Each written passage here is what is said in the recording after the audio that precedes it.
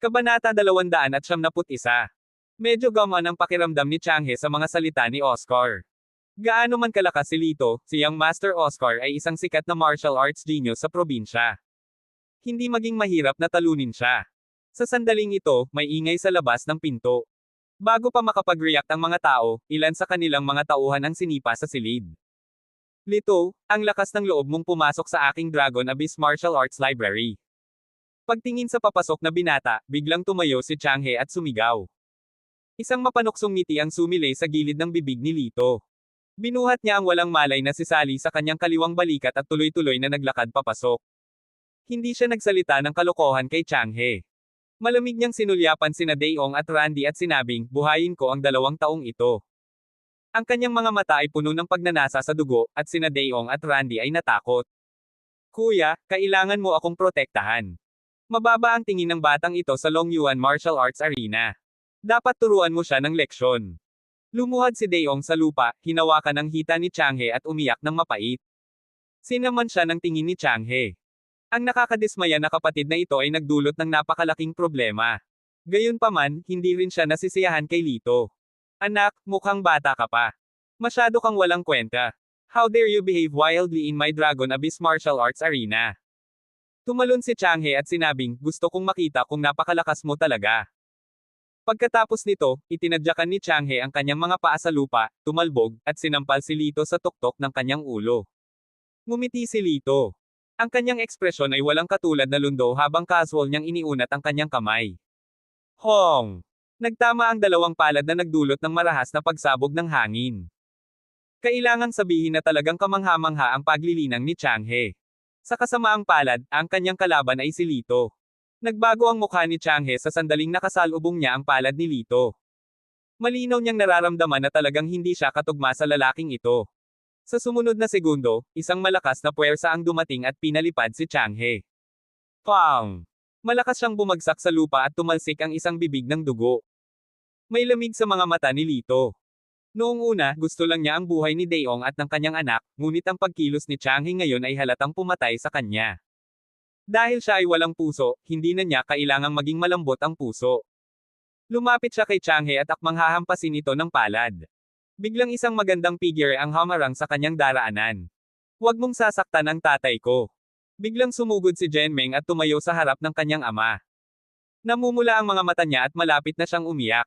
Siya ay tumingin kaibig-ibig. Ikaw ba? Hindi inaasahan ni Lito na ang babaeng nakilala niya sa botika ng China noong araw ay anak pala ni Changhe. Dahan-dahan niyang binawi ang kanyang kamay at mahinang sinabi, okay, hindi ko siya papatayin. Pero kung maglakas loob siyang guluhin ang Lin family sa hinaharap, tiyak na ipapadala ko siya sa langit. Sa pagtingin kay Lito, ang puso ni Jen ay nanginag, at naramdaman niya na parang nahulog siya sa isang kuweba ng yelo. Nakakakilabot ang mga mata niya, parang dumating na naman si kamatayan. Ibang-iba siya sa mapaglarong imahe noong araw. Gamagit ang ngipin ni Changhe. Bagamat hindi siya kumbinsido sa kanyang puso, wala siyang masabi dahil makapangyarihan ang kabilang partido. Haha, Lito, right. Interesado ako sa'yo. Sa oras na ito, isang malambot na boses ang dumating. Lumingon si Lito at napansin na may isa pang master sa silid. Don't talk nonsense. May gagawin pa ako. Kung gusto mong lumaban, simulan mo na lang. Tamad na sabi ni Lito. Nagbago ang mukha ni Oscar, at ang kanyang pambabaeng kilay ay nagpakita ng bakas ng galit. Boy, ang yabang mo talaga. To tell you the truth, I don't want to hurt you. Kung tutuusin, malayo pa ang level ko sa iyo. Pagmamalaki ni Oscar. Siya ay lubhang malungkot. Gusto niya munang magpakitang gilas, ngunit hindi niya inaasahan na ganoon kamangmang si Lito. Napangisi si Lito. Para sa mga ordinaryong tao, ikaw ay talagang isang dalubhasa, ngunit sa aking mga mata, ikaw ay walang iba kundi isang mapagmataas na gulay. Nang marinig ito, nabigla si General Oscar noong una. Hindi sumagi sa isip niya na masasabi ng kabilang partido ang kanyang level sa isang sulyap. Tapos, namumula ang mukha niya sa galit. Siya ay kilala bilang isang martial arts genius mula pa noong siya ay bata. Malaki ang pag-unlad niya at walang makakatalo sa kanya. Pero ngayon, kinukutya siya ng isang mabangis na batang lalaki na galing sa kung saan at sinabing siya ay isang bumpkin ng bansa. Haha, sige ipapakita ko sa'yo ang lakas ko. Biglang itinaas ni Oscar ang kanyang binti at gumawa ng magandang sidekick kay Lito. Kaagad na may malakas na alon ng aura, ay may umugang na tunog sa hangin, na halos hindi na makatayo ang iba. Pinilit ni Changhe ang kanyang dila at sinabing, ang isang master ng martial arts ay talagang pambihira. Si Lito ay talagang hindi kapantay para sa kanya. Sa kabilang banda, lumitaw ang pag-aalala sa mukha ni Jen. Hindi niya alam kung bakit siya nag-aalala tungkol kay Lito, sa takot na baka masaktan siya. Mula sa simula hanggang sa wakas, si Lito ay nakatayong patayo tulad ng isang matatag na puno ng pino. Bastos, go to death. Nagpakita ng malamig na ngiti si Oscar. Gayunpaman, sa susunod na segundo, ang ngiti sa kanyang mukha ay biglang natigil. Si Lito, na nakatayo sa harapan niya, ay biglang nawala. Paano ito naging posible? Nang siya ay natigilan, isang mahinang boses ang nagmula sa kanyang likuran. Hoy, nandito na ako. Naalarma si Oscar. Bago pa siya makaiwas, sinipa siya ni Lito sa tuhod. Basag. Dahil nabali ang kanyang mga buto, direktang lumuhad si Oscar sa lupa. Pagkatapos, nabali ni Lito ang kanyang kabilang binti sa hindi kapani-paniwalang bilis. Nagmamakaawa ako. Humihingi ako ng awa. Si General Oscar, na mayabang, ay mukhang namutla sa sandaling iyon at lumuhad sa lupa upang humingi ng awa. Tumigil si Lito at ayaw nang mag-aksaya pa ng oras sa kanya. Naglakad siya patungo kay Daeong at sa kanyang anak. Biglang may sumipol na tunog mula sa likuran. Ikinawi ni Oscar ang kanyang braso, at lumipad mula sa kanyang manggas ang 12 lason darts. Bastos, sa tingin mo matatalo mo ako. Go to death. Ngumisi siya ng masama. Gayunpaman, ang sumunod na nangyari ay nagparamdam kay Oscar na para siyang tinamaan ng kidlat. Hindi man lang lumingon si Lito. Ang mga poison darts ay biglang huminto sa kanyang likuran at lumutang sa ere. Ito. Imposible. Tila tinamaan ng kidlat si General Oscar. Takot na takot siya at hindi makapaniwala sa nangyari. Ang lakas ng batang ito ay higit pa sa kanyang inaasahan. I wanted to spare your life, pero parang hindi na kailangan. Nagmamadali kang mamatay. Tutulungan kita. Sa pamamagitan ng pagwagayway ng kanyang kamay, 12 lasong darts ang bumaril sa katawan ni General Oscar. Si Oscar ay walang oras na sumigaw at direktang namatay. Don't kill me. I was wrong. Lolo Lito, we bow to you. Please spare us. Nang makita ito, si Daeong at ang kanyang anak ay natakot kaya natamba sila sa lupa at yumuko ng mariin. Pagkaraan ng ilang beses, nabali at dumudugo ang kanilang mga ulo. Hindi naman sa hindi kita binigyan ng pagkakataon, pero hindi mo nahawakan. Kaya, mamatay ng payapa. Walang ekspresyong sinabi ni Lito. Kaway ng kamay, may lumitaw na pilak na karayom sa leeg ng mag-ama. Flop! Sabay na bumagsak sa lupa ang dalawang lalaki at namatay. Sa oras na ito, si Changhe ay natakot at nagtago sa sulok, hindi man lang nangangahas na huminga. Hindi na muling tumingin sa kanya si Lito. Binuhat niya si Sally at humakbang palayo. Paglabas niya ay may tumawag sa kanya mula sa likuran. Sandali lang, Lito. Lumingon si Lito at tumingin kay Jen. Anong problema? Kinagat ni Jen ang kanyang mga labi at sumulyap kay Sally. Namula siya at nagtanong, girlfriend mo ba siya? Hindi. Hindi alam ni Lito kung bakit siya nagtatanong ng ganoon, kaya naiinip niyang sinabi, wala nang iba. Aalis na ako. Maghintay. Dahil alam niyang hindi girlfriend ni Lito ang kagandahang ito, gumaan ang loob ni Jen. Nandito ako para ipaalala sa iyo na si Oscar ay may kakaibang background. Mukhang mula siya sa 10 Ultimates. Kung papatayin mo siya, siguradong maghihiganti ang 10 Ultimates sa iyo. Napangiti si Lito. Whatever. Wala akong pakialam. Nagmamadali siyang i-detoxify si Sally, kaya hindi na siya nag-aksaya ng panahon at tumalikod na para umalis. Sa pagtingin sa matangkad at tuwid na figure, kinagat ni Jen ang kanyang mapupula at matambok na labi, na may haplos ng pagkahumaling sa kanyang mga mata. Kabanata 272. Cloudglow Mountain, Yanbo Lake. Ibinaba ni Lito si Sally, at ang kanyang magandang mukha ay naging itim ng kaunti. Pagkatapos mag-inject ng kaunting essential chi sa kanya, bahagyang kumaibot ang mga talukap ni Sally at bumukas ang kanyang magagandang mata. Saan ang lugar na ito? Siya ay medyo nalilito noong una, ngunit pagkatapos ay nakita niya ng malinaw ang mukha ni Lito, at naalala ang hindi pagkakaunawaan niya noon. Medyo nahiya siya. Nahulog na siya sa mga kamay ng matanda noon. Tila naligtas siya ni Lito. Buti naman gising ka na. Bulong ni Lito at inabot ang kanyang dibdib, sinusubukang habarin ang kanyang damit. Anong ginagawa mo? Mabilis na tinakpe ni Sally ang kanyang dibdib at sumigaw na may pulang mukha. Hindi ito sineryoso ni Lito at mahinang sinabi, hinahubad ko na ang damit mo. Hindi mo ba nakikita? Nabulunan si Sally at galit na sinabi, kalokohan, tinatanong kita, bakit mo hinuhubad ang damit ko? I don't have much time to explain. You can take it off if you don't want. Medyo naiinip si Lito at sinipa ang kanyang tuwid na puwet. Ah, flop. Si Sally ay sinipa sa lawa. Ubo-ubo-ubo. Dahil sa kawalan ng bantay, humigop siya ng ilang higop ng tubig sa lawa at mabilis na umakyat sa pampang.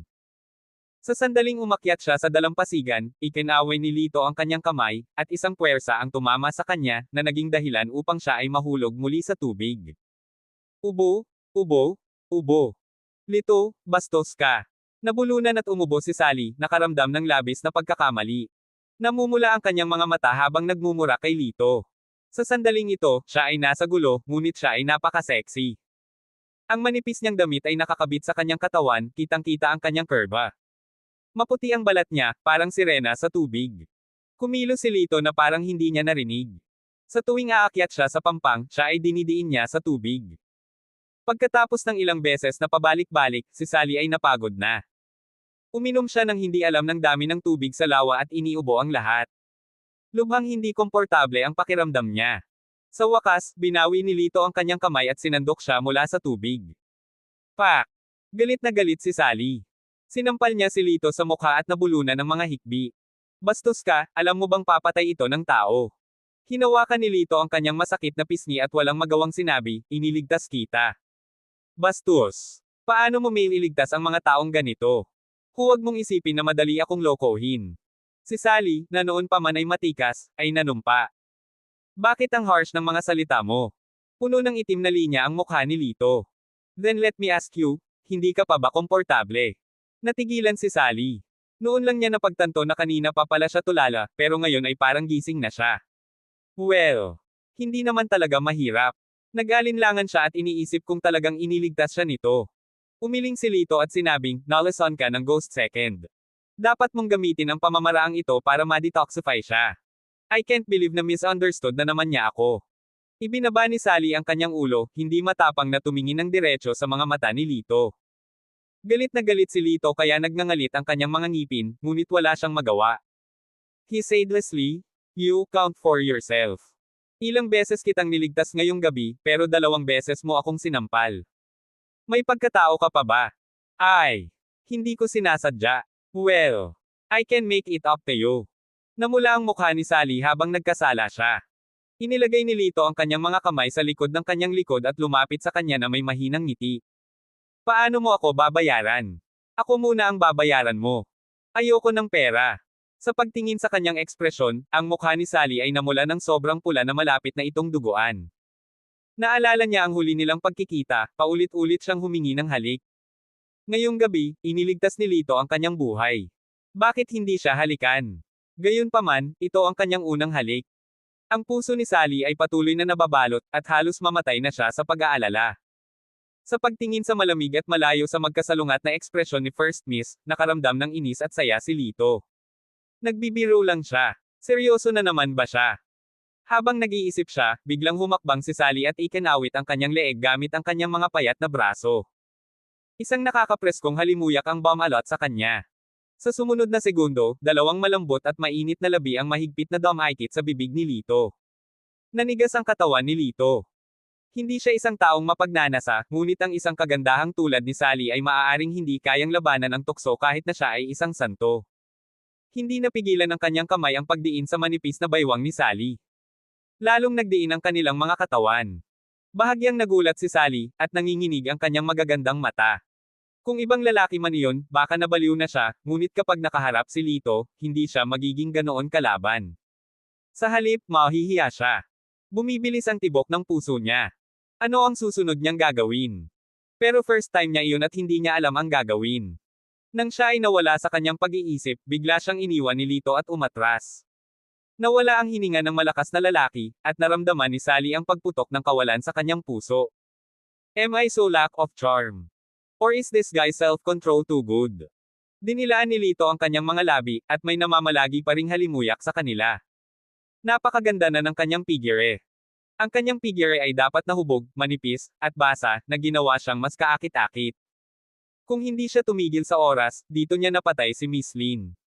Well, Balik na tayo. Tuyong ubo si Lito. Sa oras na ito, umihip ang ihip ng hangin. Si Sally ay nanginginig at nanginginig. Sobrang lamig. Sa susunod na segundo, pinalamanan niya ang isang piraso ng damit na may panlalaking aura sa kanyang kamay. Isuot mo ito. Isang puting vest na lamang ang natitira sa katawan ni Lito, na nagpapakita ng kanyang manipis na mga kalamnan. Oh! Habang sinusuot ni Sally ang kanyang damit, hindi niya maiwasang tumingin sa kanya ng ilang ulit. Hindi ko ine-expect na sobrang payat niya. Sobrang develop ng muscles niya and full of strength. Feeling ko, well, healthy talaga.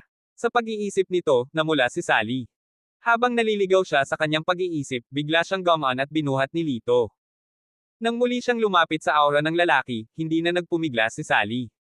Sa halip, ipinulupot niya ang kanyang mga braso sa leeg nito at hindi maiwasang mapalapit. Sumulyap si Lito sa kanya.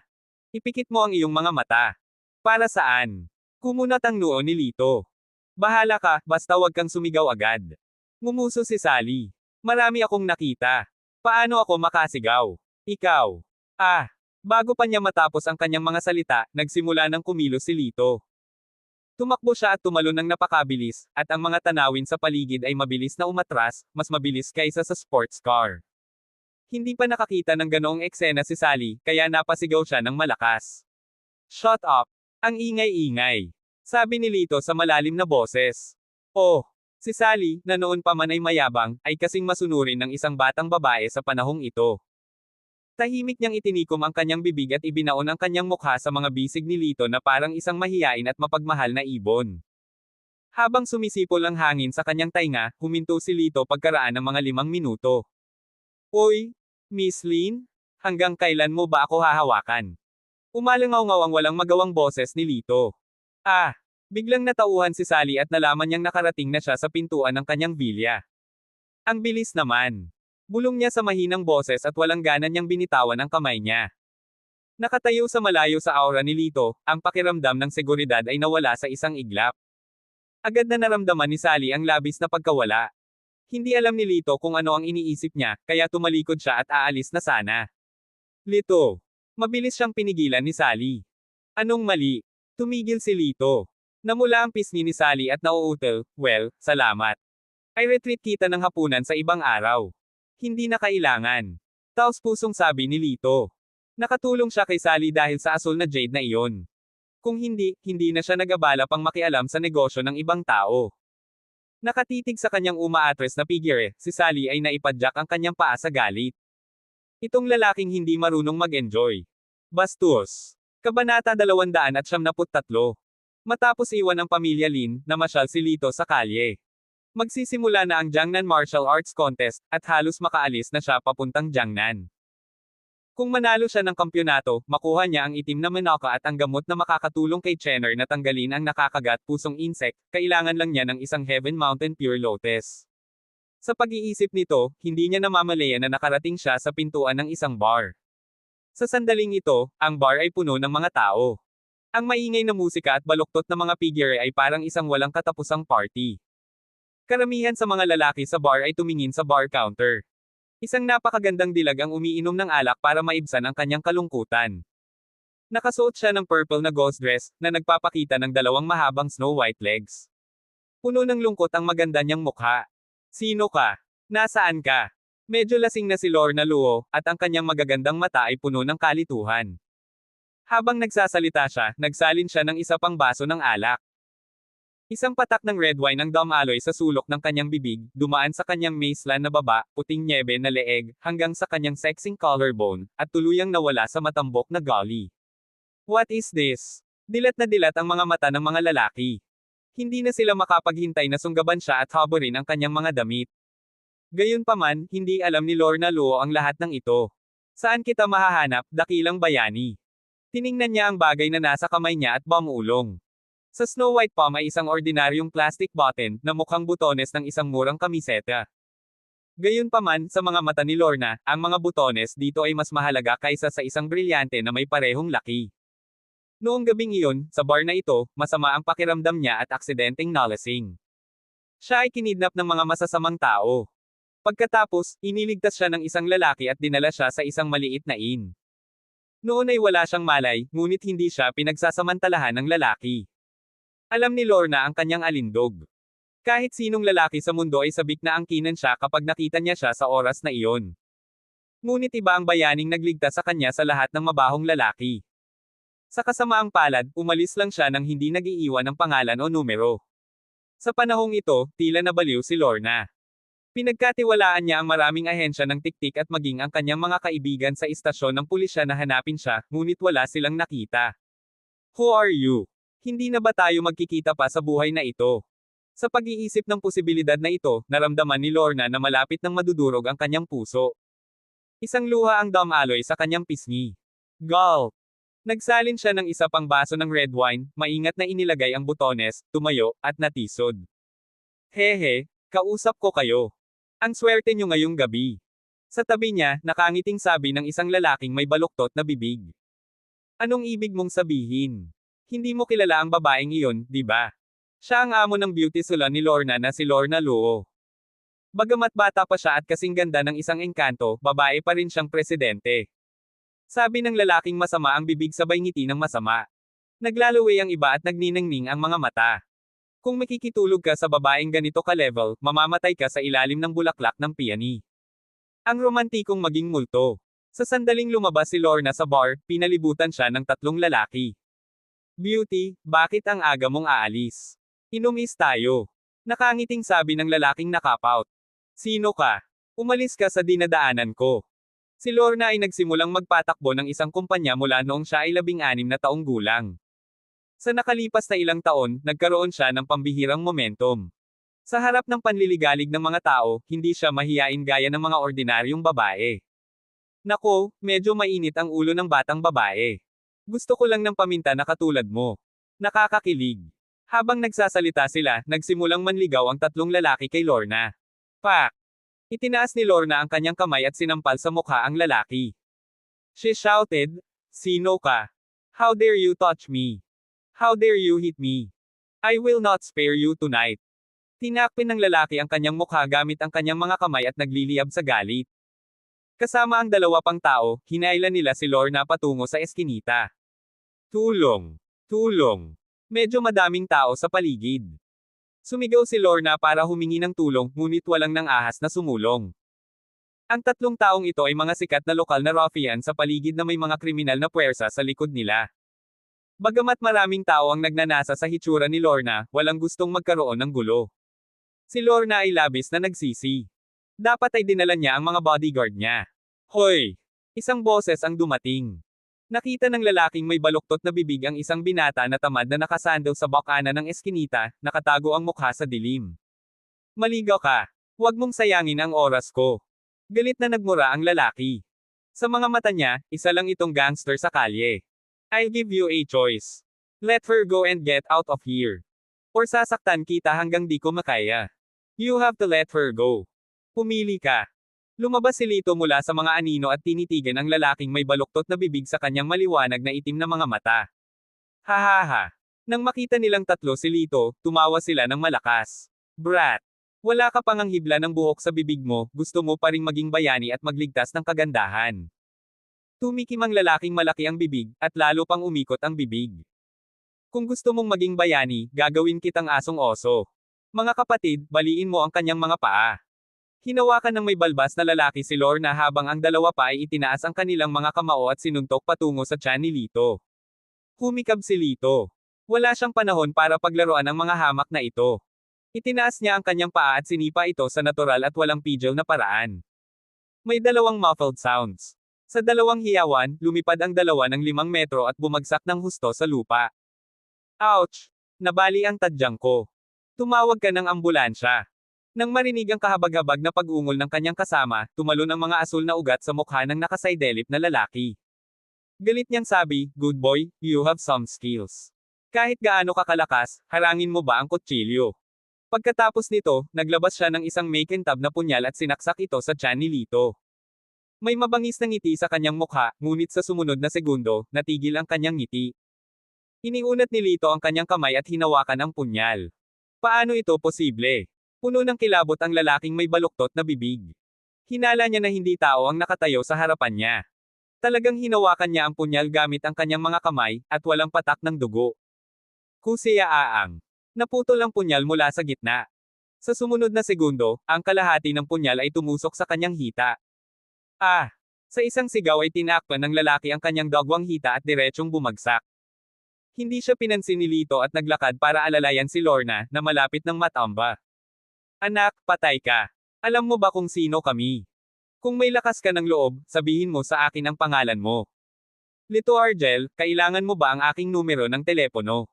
Kung gusto mong maghayganti sa akin, dapat mong gawin ito sa lalong madaling panahon. Pupunta ako sa ibang bansa sa loob ng ilang araw, walang pakialam na sabi ni Lito. Pagkatapos noon, umalis siya kasama si Lorna sa kanyang mga bisig. Wala bang alam ang lalaking ito? Ang mga tao sa paligid niya ay tumingin sa likod ni Lito at umiling. Walang ganoong bagay bilang pagpapakilala sa sarili. Ang mga naghihintay ng paghihiganti ay masyadong matapang o masyadong matalino. Galit na inilabas ng lalaking may masamang bibig ang kanyang cellphone at nag-dial ng numero. Hoy, kuya. Ako, masama ang bibig ko. Nabugbog ako, ipaghiganti mo ako. Kabanata 274. Sino ka? Bitawan mo ako. Pinandilatan ni Lorna si Lito, ang kanyang magagandang mata na puno ng galit. Huwag mong isipin na magagawa mo ang lahat ng gusto mo dahil lang sa niligtas mo ako. Let you go. Walang problema. Sinulyapan siya ni Lito at agad siyang binitawan. Ah! Sa pag-iyak, bumagsak si Lorna sa lupa. Buti na lang at damo iyon kaya hindi siya masyadong nasaktan. Gayunpaman, masakit pa rin ang kanyang puwet, at ang kanyang mga mata ay namumula sa sakit. Ano ka ba? Bakit bigla kang bumitaw? Hinaplos niya ang kanyang magandang puwitan at galit na sinabi. Nagkibit balikat si Lito, mukhang inosente. Sabi mo bitawan kita. Ikaw. Nabulunan si Lorna at sa sobrang galit ay tumaas at bumagsak ang kanyang dibdib. Pinandilatan niya si Lito, tumalikod, at napahiga. Klang! May nahulog sa bag niya. Lumapit si Lito at kinuha ito. Ito ay isang pinjutan at mukhang pamilyar. Natarante siya. Hindi ba ito ang butones ng short ko? Bakit sa kanya? Habang nagtataka siya, biglang natarante si Lorna, parang may hinahanap. Nang lumingon siya at nakita ang butones sa kamay nito, agad siyang nagmukhang galit. Ibalik mo sa akin. Puno ng galit ang mukha niya. Hinawakan niya ang butones pabalik at patuloy itong pinupunasan na parang isang kayamanan. Ang button na ito ay... Bago niya masabi ang salitang, akin, nang malakas, malamig na pinutol siya ni Lorna. It's none of your business. Don't ask. It has nothing to do with you. Medyo natahimik si Lito. Pinunasan niya ang kanyang ilong at bangulong, di ba butones lang? Bakit napakamahal? Naisip niya na ang unang binibining luho na ito ay may libangan sa pag-ibig at may kakaibang pagmamahal sa mga butones. Gayunpaman, ang mga salitang ito ay direktang ikinagalit ni Lorna. Para siyang pasang nasaksak, winawagayway ang kanyang mga kuko. Shut up! Para sa akin, mas mahalaga ang button na ito kaysa sa anupaman. Dahil... Speaking of this, medyo namula ang mukha niya. After a pause, she plucked up the courage and said, dahil niligtas ako ng may-ari nito at hindi nag-iwan ng pangalan. Silent hero siya, iba sa mga mabahong lalaki. Pagkatapos noon, agresibo siyang umalis. Nakaugat si Lito sa lugar. Medyo komplikado ang mood niya ngayon. Hindi niya alam kung dapat ba siyang magalit o matuwa. Ang ikinagalit niya ay tinawag niya itong unggoy. Natutuwa siya na siya ang bayaning nagligtas sa kanya. Bukod dito, mula sa reaksyon ni Lorna, malamang na nine-love siya sa kanya. Iyon. Miss Luo. Lumapit si Lito. Huminto si Lorna at nagtatakang nagtanong, kilala mo ba ako? Hinawakan ni Lito ang kanyang ilong at sinabing, malamang nakalimutan mo na ang iyong lolo, si Master Luo, ay may sakit noong nakaraan. Siya ay nakatira sa local medicine hospital at pinagaling ko siya.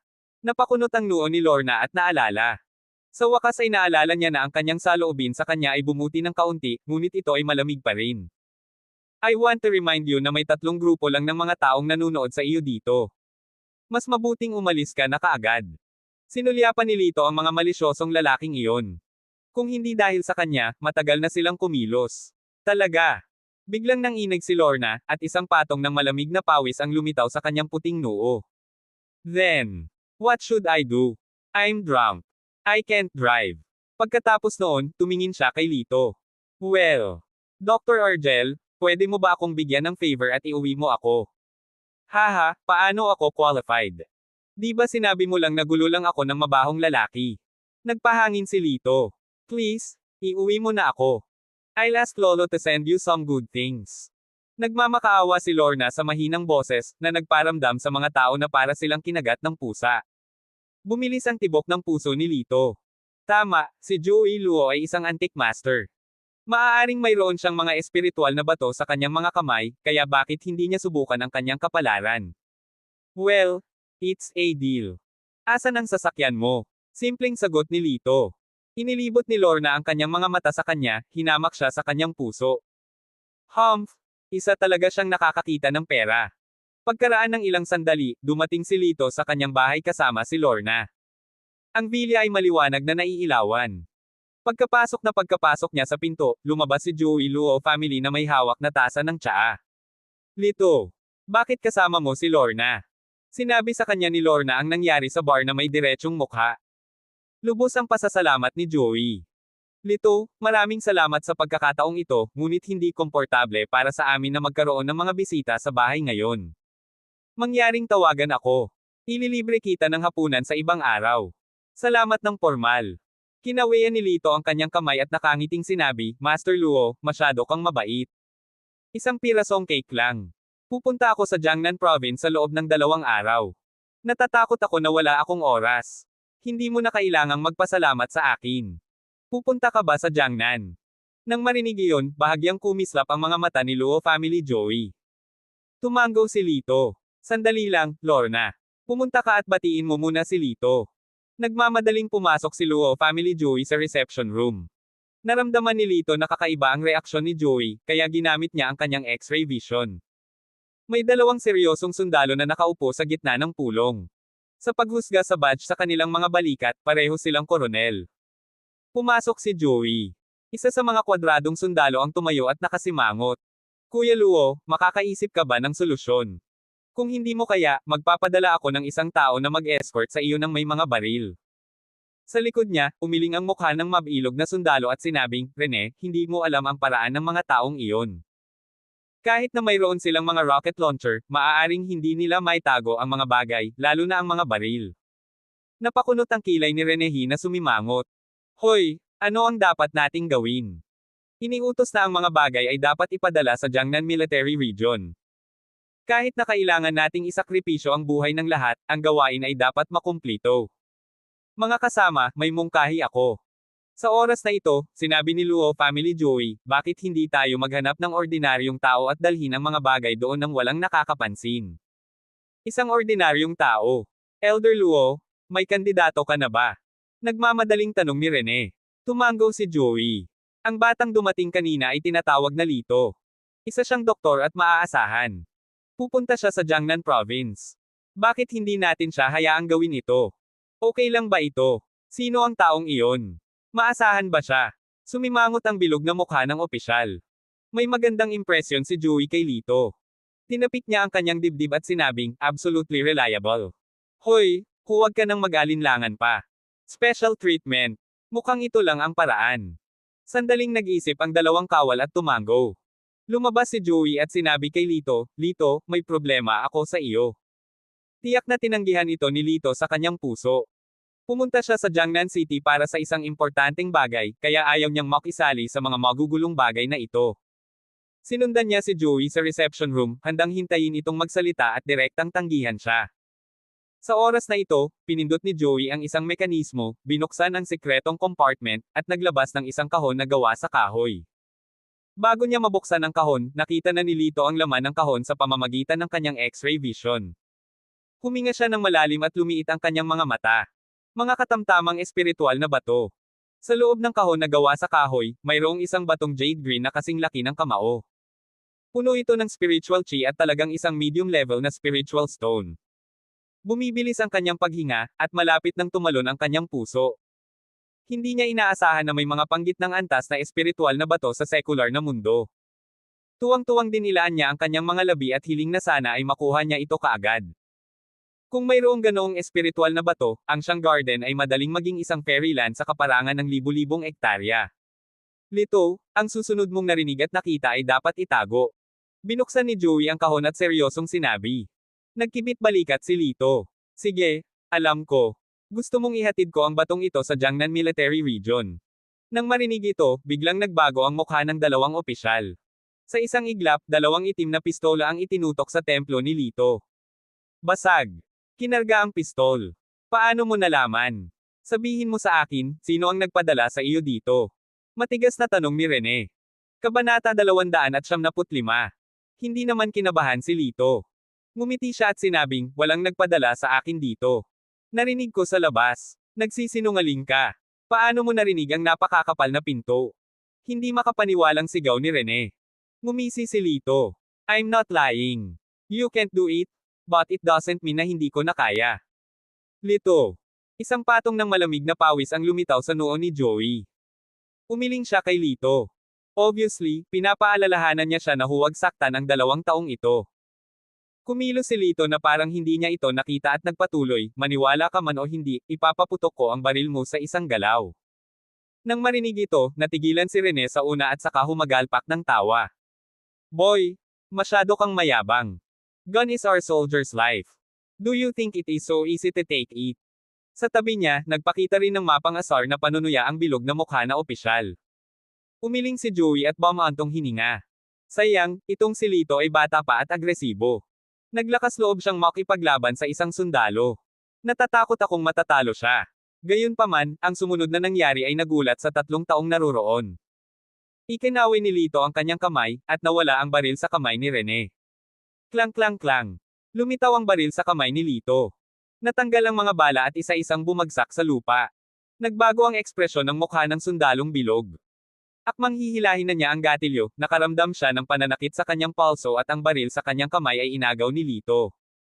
Tamad siyang umupo sa sofa, naka-cross legs, nilalaro ang pistol, at nakangiting tumingin sa 3. Huminga ng malalim si Joey at bumantong hininga. Dr. Argel, alam ko lang na mayroon kang mahusay na kasanayan sa medikal. Hindi ko inaasahan na napakahusay mo. Dapat tandaan na ang 2 koronel na ito ay parehong regular na sundalo. Ang kanilang mga kasanayan sa pakikipaglaban at bilis ng reaksyon ay hindi pangkaraniwan. Napakadali nilang nahuli na nagpakita kung gaano kalakas si Lito. Ngumiti si Lito. Hindi man lang niya ginamit ang kanyang lakas. Para naman kina Renehi at Horny Huang, pareho silang nabigla. Hindi nila akalain na ang isang ordinaryong binata ay maaaring magkaroon ng ganoong kaila-hilakbot na bilis. Nagpalitan sila ng tingin. Sa ganitong paraan, isang magandang diskarte na hayaan siyang dalhin ang mga bagay sa Jiangnan Military Region. Magsasalita na sana si Horny nang iwagayway ni Lito ang kanyang kamay at direktang sinabi, may magagawa ako para sa iyo, ngunit may mga kondisyon ako. Ano ito? Tanong ni Rene. Tumingin si Lito sa bato at nakangiting sinabi, dapat mayroong higit sa isang bato na ganito, tama ba? Gusto ko ng isa. Ano? Nagalit si Rene sa oras na iyon, at naikuyom niya ang kanyang mga kamao.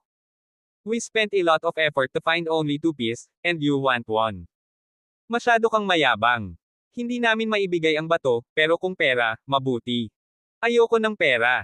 Kung hindi ka pumayag, kalimutan mo na. Walang dapat pag-usapan. Tumayo si Lito at lumabas.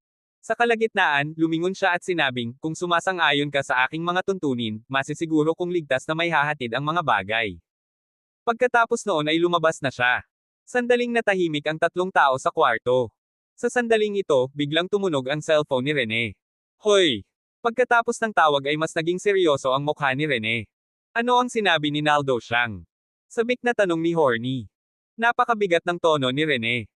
Pagkatapos ng mahabang katahimikan, sinabi niya na ang mga bagay ay kailangang maihatid sa loob ng 3 araw. Kung hindi mo magawa, ikaw at ako ay magtataas ng ulo upang magkita. Pero, napakaraming tao ang nakamasid sa atin sa daan. Ikaw at ako ay matagal na nilang pinupuntirya. Paano natin sila ipapadala sa loob ng 3 araw? Mapatla ang mukha ni Horny, at umatras siya ng ilang hakbang. Pagkatapos, tumingin siya kay Rene at sinabing, Rene, bakit hindi mo hilingin sa binatang iyon na subukan? Bumantong hininga si Rene at tumango. Ito lang ang paraan ngayon. Nang dumating si Lito sa sala, nagkataong dinalhan siya ni Lorna ng tsaa. Inilapag niya ito sa harap niya at malamig na sinabi, inumin mo.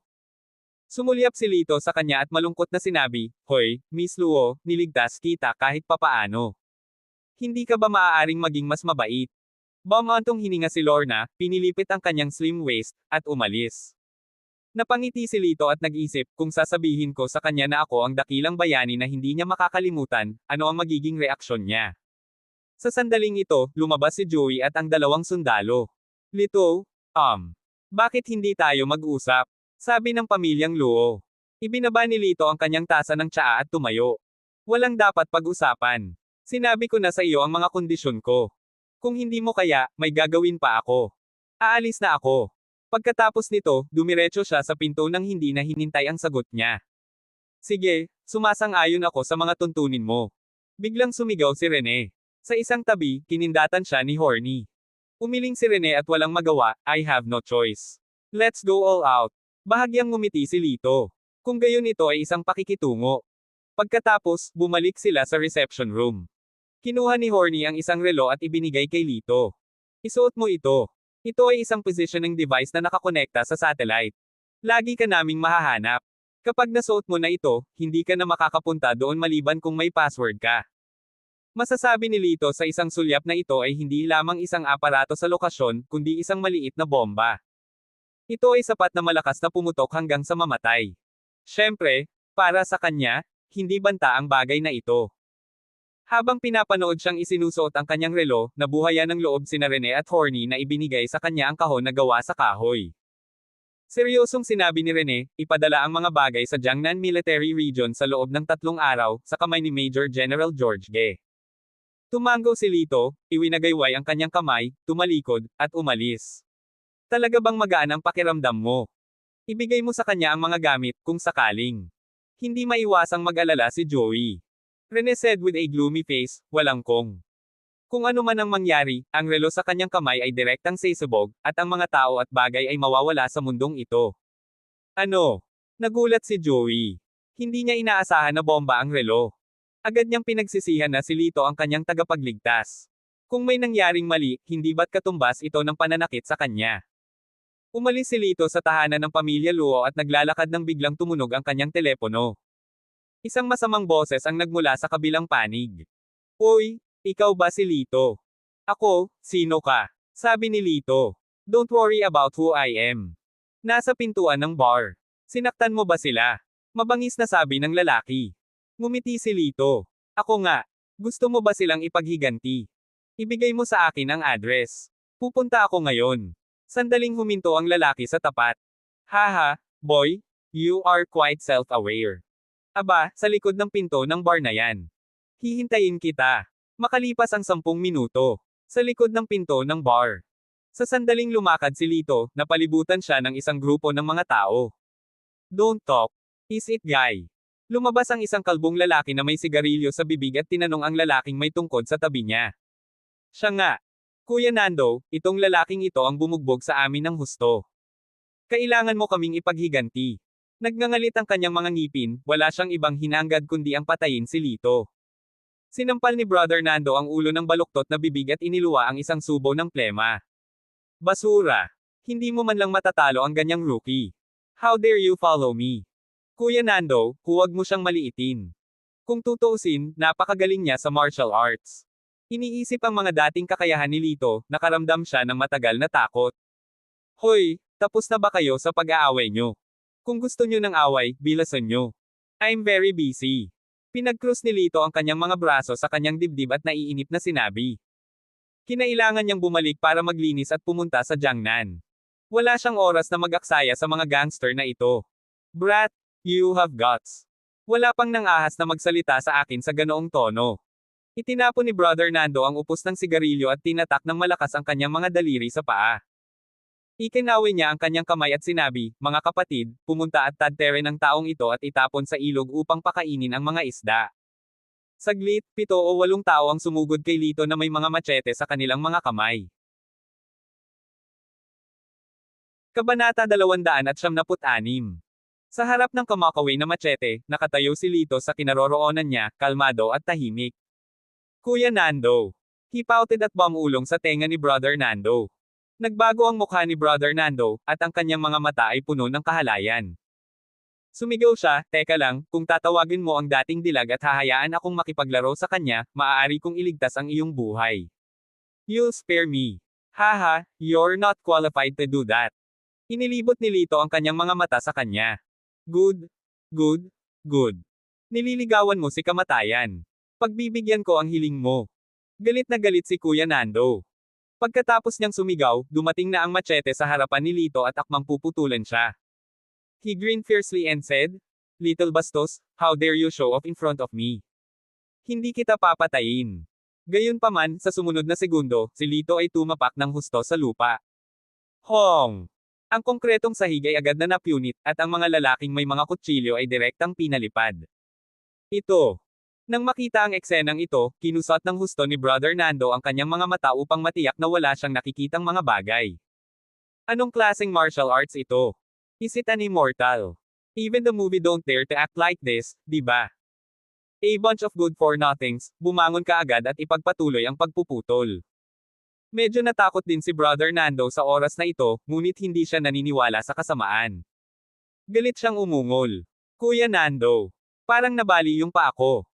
Ang isang malakas na lalaki na nahulog sa lupa ay sumigaw ng masakit, na tinakpan ang kanyang guya.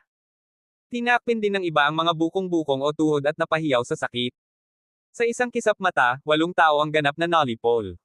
Medyo namutla ang mukha ni Brother Nando, at lumalabas ang pinong malamig na pawis sa kanyang noo. Nabalian niya ang mga buto ng 8 tao sa isang casual na stomp. Posible ba iyon? Lalaban ka pa ba o hindi? Ang malamig na mga mata ni Lito ay tumama kay kapatid na Nando. Nagnganga ang mga ngipin ni Brother Nando ngunit hindi nagsalita. Hindi niya alam ang isasagot. Sumuko na. Paano siya mabubuhay sa hinaharap kung nawala ang kanyang dignidad sa harap ng napakaraming nakababatang kapatid? Kung hindi ako aamin ng pagkatalo, ako na ang susunod na mahuhulog sa lupa. Isang dilema. Kung ayaw mong lumaban, aminin mo ang pagkatalo. Bigyan mo ako ng 1,000,000 at pakakawalan kita. Kung hindi, bawat isa sa inyo ay may natitira sa isang kamay. Ang ekspresyon ni Lito ay hindi nagbago kahit kaunti. Ano? Natigilan si Kuya Nando at agad na nakaramdam ng hiya at galit.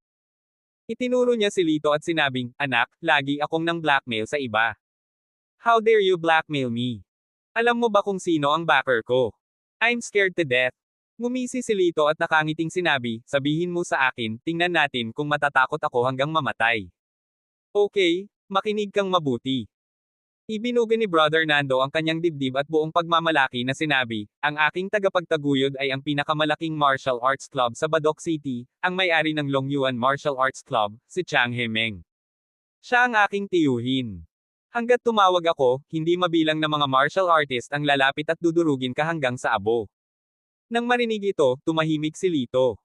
Nang makita niya ito, naisip niya na si Lito ay natatakot, at si Brother Nando ay mas mayabang. Well, boy, are you scared out of your wits? If you know what's good for you, find that beauty and let me have a good time. At saka, kung sasaktan mo ang mga kapatid ko, babayaran mo ako ng 2,000,000 para sa mga gastusin sa pagpapagamot. Pagkatapos ay aayusin natin ito. Gayunpaman, mahinang ngumiti si Lito at mahinahong sinabi, "Kung ganoon, maaari mong tawagan si Changhe." Natigilan si kapatid na Nando, at ang kanyang mga mata ay sumabog sa galit. Sige, may daan patungo sa langit, ngunit hindi mo ito tinatahak. Walang tarangkahan sa kamatayan, ngunit pinilit mong makapasok. Hintayin mong mamatay. Pagkatapos noon, kinuha niya ang kanyang cellphone at nag-dial ng numero. Hoy, Tito, ako po si Nando. Nabyuli po ako. Kailangan niyo po akong suportahan. Sa sandaling iyon, humakbang si Lito at iniunat ang kanyang kamay. Ibigay mo sa akin ang iyong telepono. Natigilan si Kuya Nando. Anong ibig sabihin nito? Ngumisi siya at ibinigay ang telepono kay Lito. Gusto niyang makita kung anong klaseng pakulo ang kayang laruin ng batang ito. Kinuha ni Lito ang telepono at direktang sinabi, "Ako ang bumubuli sa kanya. Lito, gawin mo kung ano ang gusto mong gawin." Sa kabilang panig ng telepono, nang marinig ni Changhe ang mga salitang, "Lito," ang kanyang anit ay namamanhid at halos mahulog siya sa upuan. Ngumisi si Brother Nando at sinabing, "Anak, baliw ka yata. Napakayabang mo. Siguradong hindi ka pakakawalan ng tiyuhin ko. Siguradong mamamatay ka sa pagkakataong ito." Pagkatapos noon, kinuha niya ang telepono at sinabing, "Uncle." Pagbuka pa lang niya, narinig niya ang parang bagyong dagindong si Changhe mula sa telepono. "Brat, sinong na-provoke mo? Bakit mo siya ginulo?" Lumuhad ka at humingi ng tawad sa kanya. Natigilan si Brother Nando at nalilitong tumingin kay Lito. "Tito, bakit? Paano ka matatakot sa binatang ito? Kalokohan. Kahit ako no match for him. What do you think? Ungol ni Changhe. Sa sobrang galit niya ay muntik na siyang atakihin sa puso. Halos mamatay na siya sa mga kamay ni Lito. Hindi madali para sa kanya na panatilihin ang kanyang buhay, ngunit ang pamangkin na ito ay muling nagalit kay Lito. Kilalang kilala niya ang kanyang pamangkin. Buong araw siyang walang ginagawa at hindi seryoso sa trabaho. Siguradong siya ang nagkusang manggulo sa bar. Kung hindi mo maayos ang usaping ito, ako mismo ang papatay sa iyo. Nakakabingi ang sinabi ni Changhe. Ang mukha ni Brother Nando ay biglang naging kasing puti ng papel at hindi niya maiwasang manginig. Ang husay ng kanyang tiyuhin ay pangalawa sa Badoc City. Ang lalaking ito ay mas makapangyarihan pa sa kanyang tiyuhin. Hindi ba niya ito mapapatay sa isang galaw lang ng daliri niya? Nang makasalubong ang malamig na mga mata ni Lito, direktang lumuhod si Brother Nando at may takot na sinabi, "Kuya, pasensya na. Nabulag ako at naabala kita. Nakipagkautaw ako sayo." Pagkatapos nito, gumawa siya ng isang mabigat na kautaw. Sa oras na ito, ang kanyang mga nakababatang kapatid, pati na rin ang kanilang mga baluktot na bibig, ay lahat ay nagulat. "Kuya Nando, ano bang nangyayari sa'yo? Bakit ka nagkautaw sa munting bastos na ito? Patayin mo na lang siya." Ayaw tanggapin ito, marahas niyang sinabi. "Tumahimik ka." Tumayo si Kuya Nando at diretsyong binigyan siya ng isang sampal sa mukha. "Kung hindi dahil sa iyo, paano ko na-offend si Kuya Lito? I'll cripple you." Sa sobrang galit ni Kuya Nando ay itinaas niya ang kanyang paa at sinipa ang pondiya ng baluktot na bibig. Ah! Tinakpan niya ng kanyang mga kamay ang kanyang pondiya at nawala ng malay sa pagsigaw. "Brother Lito, please do me a favor. Hindi ko naaalala ng iyong dangal. Please let me go." Maingat na sabi ni Brother Nando na may papuri. Ngumiti si Lito. "I'll let you go. 2 million. Ah! Di ba ngayon lang ako binigyan ng milyon?" Sabi ni Kuya Nando na may malungkot na mukha. Kumunat ang noo ni Lito at biglang nanlamig ang kanyang tingin. Nanginginig si kapatid na Nando sa buong katawan at natakot sa kanyang talino. Mabilis siyang tumango. Okay, okay, okay. 2 million? Ililipat ko na sayo." Pagkatapos noon ay dali-dali niyang kinuha ang kanyang cellphone para mag-transfer ng pera. Hindi nagtagal, 2 milyon ang nasa kanyang account at umalis si Lito. Puno ng sakit ang mukha ni Kuya Nando. Masakit na sinabi niya, "Oh, kung alam ko lang napapayag siya sa 1 milyon, sa pera ko." Pagkatapos umiyak, pinalo niya ang bibig niya ng ilang beses. Dumiretso si Lito sa mansyon ng siyang garden, ngunit gising pa rin si Sunshine. Nakasuot siya ng kulay ube na nightdress, nakitang-kita ang puti niyang mga braso at makinis na binti. Lalong gumanda ang kanyang dibdib, na siyang lalong nagpaakit sa kanya. Lumapit si Lito, ngumiti ng matamis, at hinawakan ang kanyang kamay. "Mahaba-habang biyahe ang lalakbayin ko bukas. Hindi ko alam kung kailan ako makabalik." Hinaplos ni Lito ang kanyang mahabang buhok at dahan-daang sinabi. Ibinaba ni Sunshine ang kanyang mga mata at medyo malungkot. She said, "Alam kong marami kang gagawin. Sige na. Ayokong kasama ka araw-araw. Sana lang makabalik ka ng ligtas." Habang nagsasalita siya, bahagyang namula ang kanyang mga mata, at mahirap itago ang pag-aalala sa kanila. "Huwag kang mag-alala. Walang sino man sa mundong ito ang mananakit sa akin." Inalo siya ni Lito sa mahinang boses at pagkatapos ay seryosong sinabi, "Ang kristal na kwintas na ibinigay ko sa iyo ay dapat na isuot sa lahat ng oras, at hindi ito maaaring tanggalin kahit sandali." Ipinulupot ni Sunshine ang kanyang mga braso sa kanyang baywang at mahigpit na idiniin ang kanyang katawan sa kanya. Tumango siya at sinabing, "Oo." Pagkatapos nilang dalawa maghalikan, umalis si Lito. Kinabukasan, pumunta siya sa mansyon ng mga Argel at sinabi sa kanyang ama na bibisita siya sa Jiangnan City. Ang Jiangnan City. Bahagyang nagulat si Lino Argel at agad na nagsabi, "Dahil aalis ka, maaari kang pumunta upang sambahin ang mga ninuno. Naaalala mo pa ba ang lugar?" Tumango si Lito. "Naitandaan ko, pupunta ako."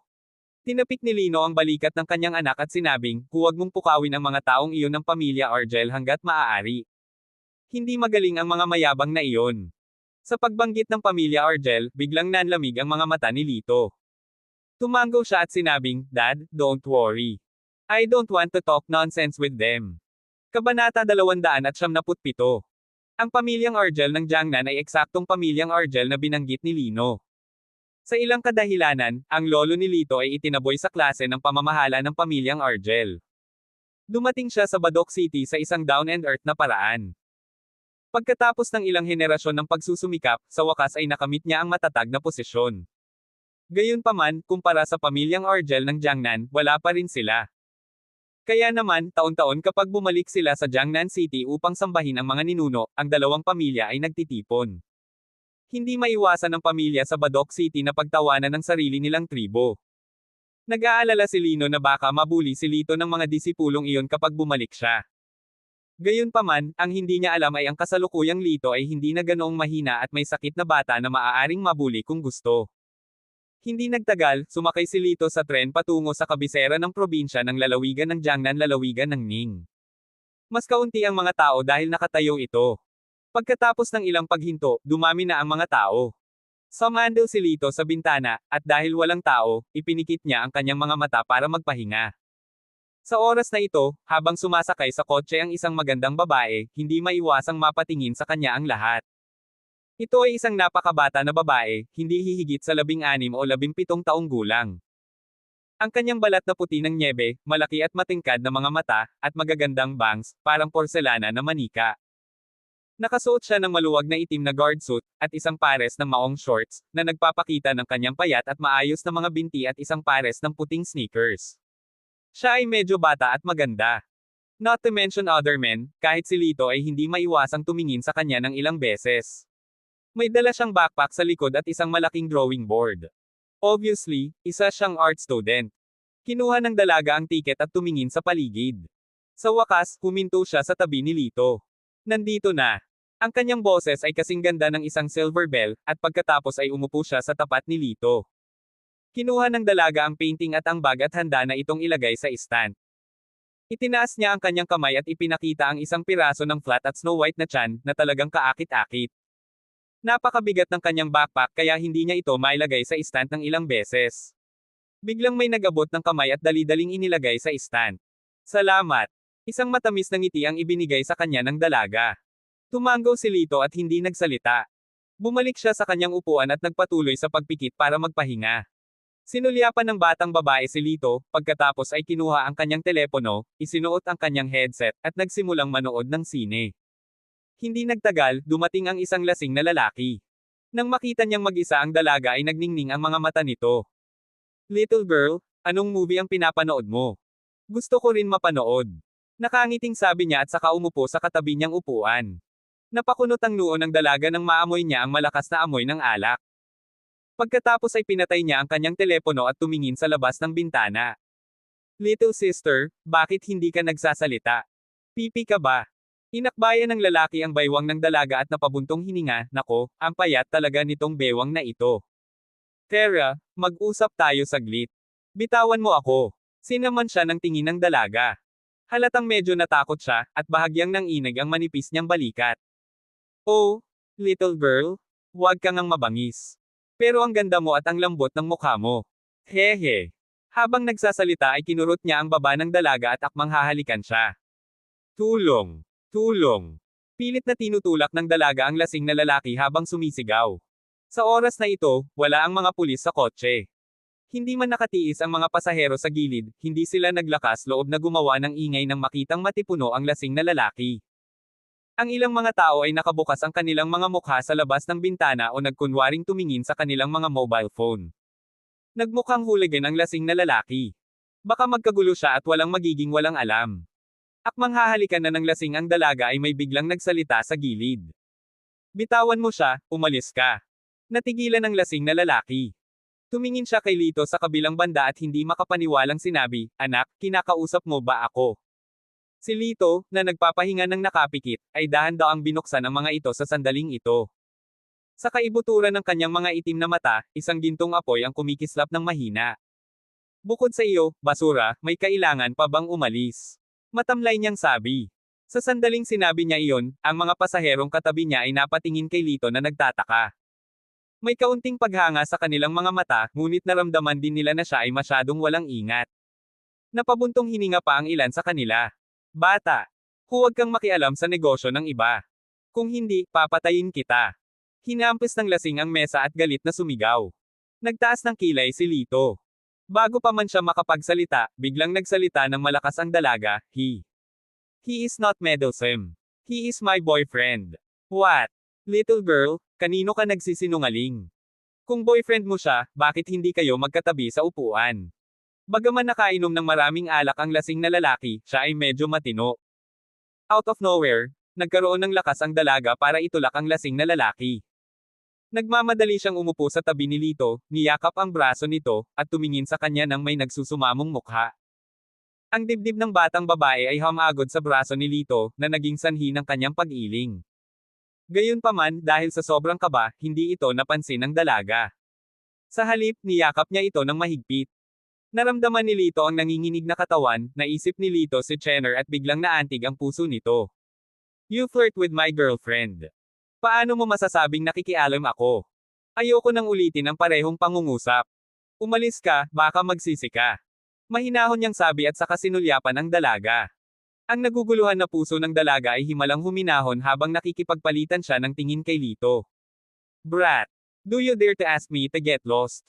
Alam mo ba kung sino ako? Ako. Bago niya matapos ang kanyang pangungusap, nawalan na ng pasensya si Lito at sinipa siya. Pang! Ang 1.8 gitling meter tall na lalaki, hindi bababa sa 180 kilo, ay lumipad sa isang arko at bumagsak sa isang hilera ng mga upuan.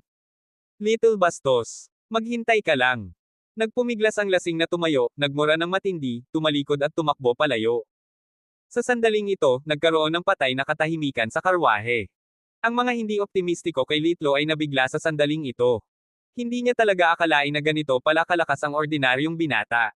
Maraming salamat ngayon lang. Ang pangalan ko ay Rose Chin. Ikaw naman. Puno ng pasasalamat ang mukha ng dalaga, at ang malalaki nitong mata na puno ng tubig ay kasing linaw ng bate sa bundok. Si Lito, Lito Argel, isang matapang at agresibong tao. Simpleng sagot ni Lito. Kinagat ni Rose ang kanyang mga labi at ngumiti, at may bahagyang paghanga sa kanyang mga mata. Talagang tinutupad mo ang iyong pangalan. Sa sandaling ito, hinimas ni Lito ang kanyang ilong at tuyong umubo. Pwede mo ba akong bitawan? Saglit na natigilan ang dalaga bago niya namalaya na mahigpit ang pagkakahawak nito sa braso nito at magkadikit ang kanilang mga katawan. I'm sorry. Agad siyang binitawan ni Rose, at namula ang kanyang mapuputi at malambot na pisngi. Medyo napahiya din si Lito. Ipipikit na sana niya ang kanyang mga mata at patuloy na magpapahinga nang marinig niya si Rose na nauutal, Kuya Lito, pwede ba akong maupo sa tabi mo? Natatakot akong dumating muli ang taong iyon. Oo naman. Tumanggaw si Lito, ngunit naniniwala siyang hindi na babalik ang lalaki pagkatapos makita kung gaano siya kalakas. Sinabi ni Rose kay Lito na siya ay isang art student na pupunta sa Langsi Village sa ilalim ng jurisdiction ng Ning Province. Nagkataon na nasa iisang direksyon din ang lugar kung saan sasambahin ni Lito ang mga ninuno, kaya napagkasunduan nilang magsama. Pagkatapos noon ay wala nang nagsalita muli sa kanilang dalawa. Makalipas ang 5 oras, malapit na silang makarating sa Ningzhou Station. Binuksan ni Lito ang kanyang mga mata at natagpuan ang isang ulo sa kanyang balikat. Natutulog na pala si Rose, kaya tumabi siya. Sa kanyang pananaw ay nakapikit ang dalaga at nakakunot ang kanyang pilikmata na siyang nagpaganda sa kanya.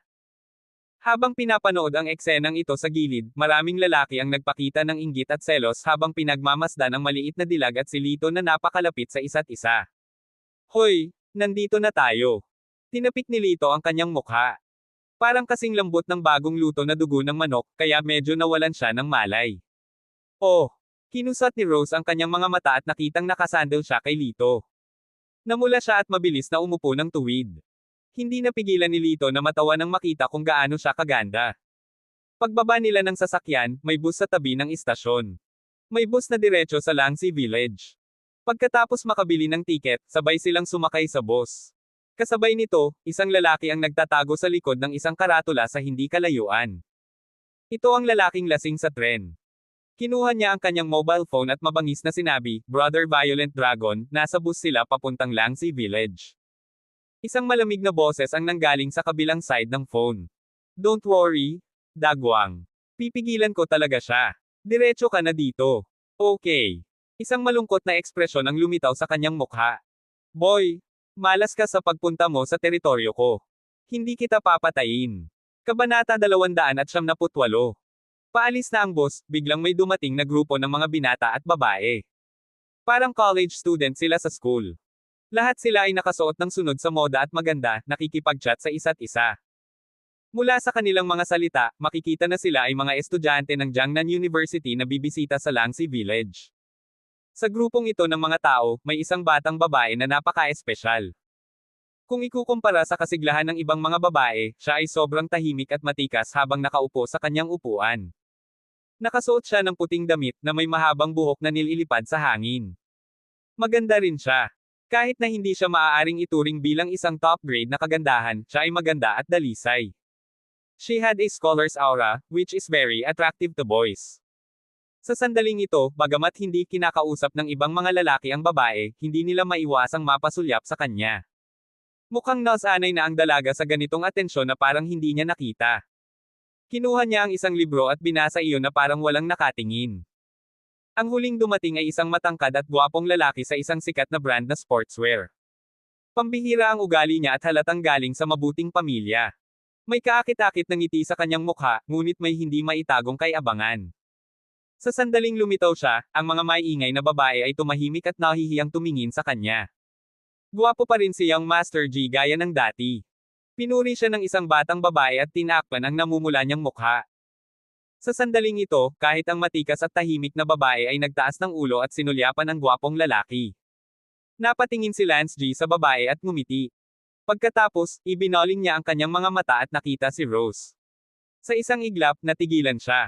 Halata namang namangha siya. Nang walang pag-aalinlangan, dumiretso siya at umupo sa harap ni Rose. Makalipas ang isang oras, pumasok ang sasakyan sa suburbs. Hello, my name is Lance G. Nag-aaral ako sa Jiangnan University. Lumingon ang matangkad at gwapong lalaki at nagpakita ng kaakit-akit ng ngiti kay Rose. Saglit na natigilan si Rose, na para bang hindi niya inaasahan na may isang estranghero na biglang magpapakilala. Magalang siyang ngumiti at sinabing, ang pangalan ko ay Rose Chin, at nasa high school pa lang ako. High school.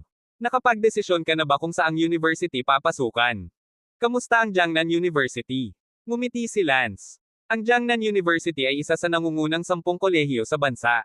Natatakot ako na hindi ako makapasok doon. Kinusat ni Rose ang kanyang matingkad na mga mata. Ikinaway ni Lance ang kanyang kamay at walang pakialam na sinabi, napakadaling makapasok sa pagsusulit. Hindi ako gaanong nag-aral noon, kaya nakapasok ako ng kusa. Wow! Ang galing mo! Napabuntong hininga si Rose na may paghanga. Baka sa mukha ni Lance ang pagmamalaki. Sa sandaling ito, ibinoling niya ang kanyang mga mata kay Lito. Ito ba ang kasama mo? Tumango si Rose at sinabing, siya si Kuya Lito. Nakilala niya ako sa tren at pinuprotektahan niya ako. Prinotektahan ka niya. Malamig na ngumuso si Lance at masama ang tingin kay Lito. Hayaan mong sabihin ko sa iyo, dapat kang mag-ingat kapag lumabas lalo na sa isang babae. Sa lipunang ito, ang mga tao ay masama. Ang ilang mga masasamang tao ay gustong magpanggap na mabuting tao upang makuha ang tiwala ng mga babae, at pagkatapos ay makahanap ng pagkakataon na patayin sila. Hindi ganoong klaseng tao si Kuya Lito. Naniniwala ako sa kanya. Sumulyap si Rose kay Lito, at ang kanyang mga mata ay puno ng tiwala. Iniisip ang sipa na ibinigay niya sa lasing na lalaki sa tren, pakiramdam niya ay gwapo siya. Sa pagtingin sa mga mata ni Rose, na tila may nararamdaman para kay Lito, ang puso ni Lance ay biglang napuno ng selos. Sa isang kisap mata, nakaisip siya ng magandang ideya para insultuhan si Lito. Haha Kuya Lito, magkasing edad lang tayo. Dapat college ka na diba? I wonder kung saang sikat na university ka galing. Mula simula hanggang wakas, si Lito ay nagpapahinga ng nakapikit. Pagkaraan ng ilang sandali, tila ayaw sumagot si Lito. Hindi man lang niya binuksan ang kanyang mga mata. Medyo nalungkot si Lance at direktang itinulak siya. Kuya, kinakausap kita. Alisin mo ang mga kuko mo. Malamig na sabi ni Lito. Sumimangot si Lance at galit na sinabi, anong pinagsasabi mo? Tama. Kinakausap ka ng maayos ni Mr. G, pinagalitan ka agad niya pagbuka niya. Anong klaseng tao siya? Tumango naman ang babaeng katabi niya. Tama. Napakasungit niya. Tignan mo ang pananamit niya. Nagtratrabaho siguro siya. No wonder he's of such low quality. Ang isa pang batang babae ay inilibot ang kanyang mga mata at sinabing may paghamak. Nang marinig ang mga sarkastikong pananalita na ito, labis na nalungkot si Rose. Sa kanyang mga mata, si Lito ay isang mabait at tahimik na mabuting tao. Ngunit hindi siya pamilyar sa mga taong ito, kaya ayaw niyang tumahimik sila. Kuya Lito, magsabi ka lang. Hinailan niya ang sulok ng damit ni Lito at hinikayat siya sa mahinang boses. Naisip niya na hanggat nagsasalita si Lito, maaaring tumahimik ang mga taong ito. Binuksan ni Lito ang kanyang mga mata at walang ekspresyong sinulyapan si Lance. I haven't been to college. Are you satisfied with this answer? Alam na alam niya na gustong ipakita ni Lance ang kanyang academic background. Masyadong tamad si Lito na kausapin siya, kaya diretso niyang ibinigay ang sagot na gusto niya. Nang marinig ito, hindi makapaniwala si Lance noong una, at pagkatapos ay puno ng panunuya ang kanyang mukha. Talaga, may hindi pa nakakapag-college ngayon. Napatingin din sa kanya ang ibang estudyante. No wonder he's so poor. Hindi pa nga siya nakakapag-college. Ngayong hindi pa ako nakakapag-college, hindi ba't kapareho iyon ang pagiging half-illiterate? Saka bakit ka pa nagpapanggap? Tinuwanan nila siya sa mahinang boses, at palakas ng palakas ang boses nila. Hindi sila natakot na marinig sila ni Lito. Sapat na ba ang sinabi mo? Hindi na nakatiis si Rose. Bigla siyang tumayo at sumigaw. Paano kung hindi ka pa nakapag-aral? Nag-college ka na, at may pinag-uusapan din na iba sa likod nila. Mababa ang tingin mo sa iba. Quality ba ito? Napatingin si Lito kay Rose nang may pagtataka. Hindi niya akalain na ganoon pala ka-protective ang batang ito sa kanya. Haha, Rose, huwag kang excited. They mean no harm. Nagbibiro lang sila. Nang makitang galit si Rose, mabilis na sinabi ni Lance na nakangiti. Galit na galit si Rose kaya namula ang kanyang mukha. Hindi pinansin ang magalang na pagpupulong, umupo siya pabalik sa kanyang upuan. Sa sandaling ito, biglang huminto ang sasakyan. Ang lahat ay biglang sumandal, at ang mga batang babae ay bumulalas. Paano ka nagda-drive? May nagmura ng malakas. Lumingon ang driver at dumilim ang mukha. Nako, may huminto sa sasakyan. Bumilis ang tibok ng puso ng lahat nang marinig iyon. Mabilis silang tumayo at tumingin sa paligid. Sa kalsada sa harap nila, may isang grupo ng mga punk na nakakasual na damit na nakaharang sa daan. Buksan mo ang pinto. Itinutok ng isa sa kanila ang bakal sa driver at sumigaw. Kinuha ng driver ang kanyang cellphone at tatawag na sana ng pulis. Direktang kinuha ng gangster ang bakal at binasag ang windshield. Ang gangster ay direktang tumalon sa bus, binuhat ang driver, at sinipa siya sa lupa. How dare you call the police? Pagod ka na bang mabuhay? Maraming babae sa kotse. Hindi pa sila nakakita ng ganoong eksena. Takot na takot sila kaya nagsisigawan at may mga umiyak pa. Ang paghikbi ng dalaga ay lalong nagpakilig sa mga gangster na ito. Ilang beses pa nilang sinipa ang driver at saka pinaalis ang driver. Binuksan ng gangster ang pinto at sumigaw sa mga tao sa labas ng sasakyan, Dagwang, tingnan mo kung sino ito. Sa oras na ito, isang malakas na lalaki ang sumakay sa sasakyan. Tumingin si Rose sa kanya at agad na namutla ang kanyang mukha. Ito pala ang lalaking lasing na nanligaw sa kanya sa tren. Kabanata 279. Sa sandaling ito, nakita din ng lasing na lalaki si Rose. Siya iyon. Pagkatapos noon, lumakad siya papunta kay Rose at nakangiting sinabi, Little sister, hinahanap kita ulit. Teka. Biglang may hamarang na kamay sa harap ng lasing na lalaki. Ito ay walang iba kundi si Lance. Sinulyapan ng lasing na lalaki si Lance at malungkot na sinabi, sino ka? Umalis ka. Paano pakakawalan ni Lance ang napakagandang pagkakataon para iligtas ang isang kagandahan? Itinuwid niya ang kanyang dibdib at malakas na sinabi, maaari ko bang malaman kung saan ka nanggaling? Ang aking tiyuhin ay nasa Ning Province Public Security Bureau. Maaari mo ba siyang bigyan ng mukha at huwag mo siyang pahirapan? Nang marinig ang balita ng Public Security Bureau, namula ang mga talukap ng lasing at bigla siyang nakonsensya.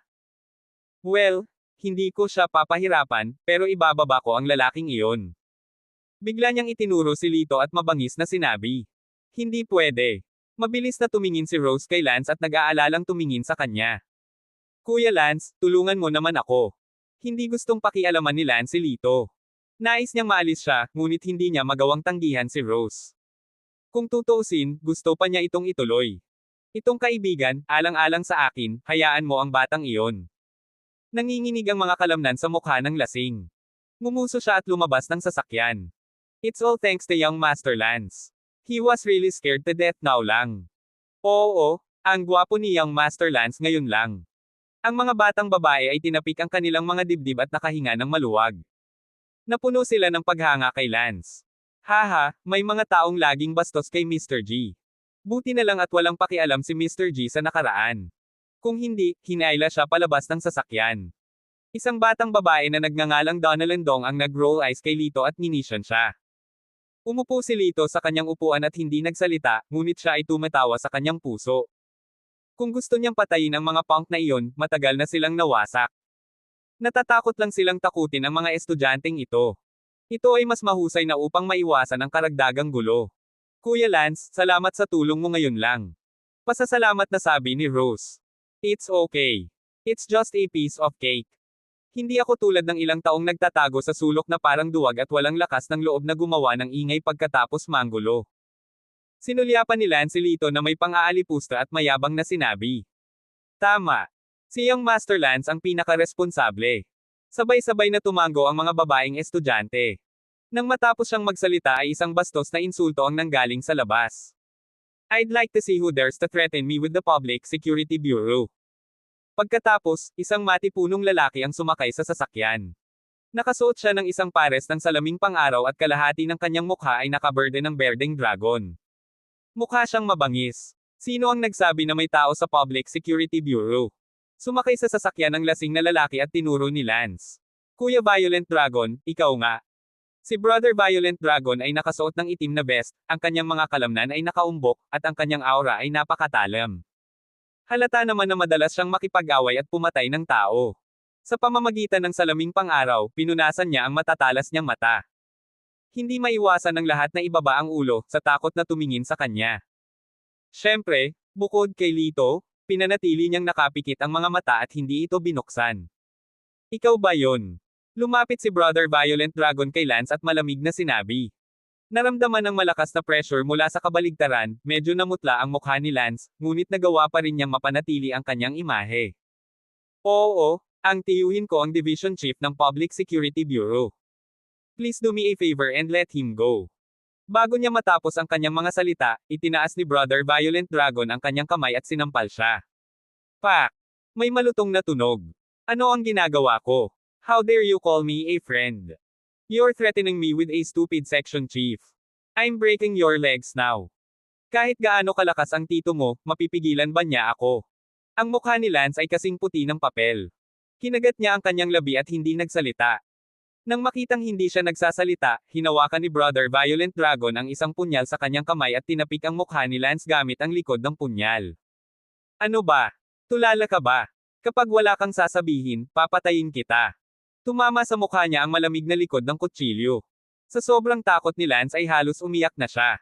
Hindi na niya pinansin ang mukha niya at nabulunan siya ng hikbi. Hindi. Hindi ko kaya. Oo.